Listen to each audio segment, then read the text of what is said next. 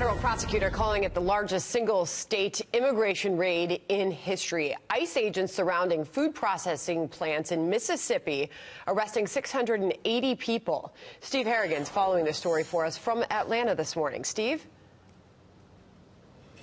Sandra, this operation was planned for months. More than 600 agents were involved. They moved in on 6 different cities, smaller cities around Jackson, Mississippi. They were mainly targeting chicken processing plants. The agents would surround the perimeter of the plant, then move in. They would check for proof of residency from the workers. Those without it were lined up, their hands were zip tied behind their backs, and their personal possessions were put in clear plastic bags. They were taken by bus to an airport hangar for processing. Some will be arrested for crimes, some will be deported immediately, and others will be processed further. Now, this raid comes as just hours before President Trump landed in El Paso to mourn the death, the murder of 22 mainly Hispanic Americans targeted by someone linked to the internet with Hispanic hate.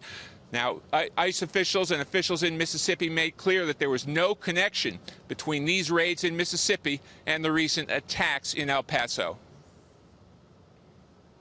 Those who were detained initially and released for humanitarian reasons are being shipped back to the point from where they were detained.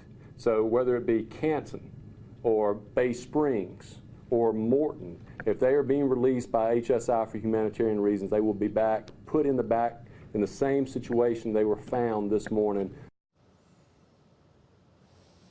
One of the problems, one of the complexities, too, with this series of raids is they occurred in many of the towns on the first day of school. That meant that some parents were separated from their children.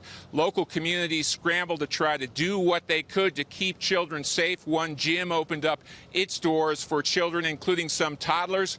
Some bus drivers were told not to drop off children at homes unless they could be sure that a parent actually was at home. The chicken processing industry in Mississippi has largely depended on immigrant labor. It's tough, hard, dangerous, cold work. ICE officials were clear they were targeting not just those working illegally, but companies who knowingly hired them. Sandra, back to you. Steve Harrigan, thank you very much.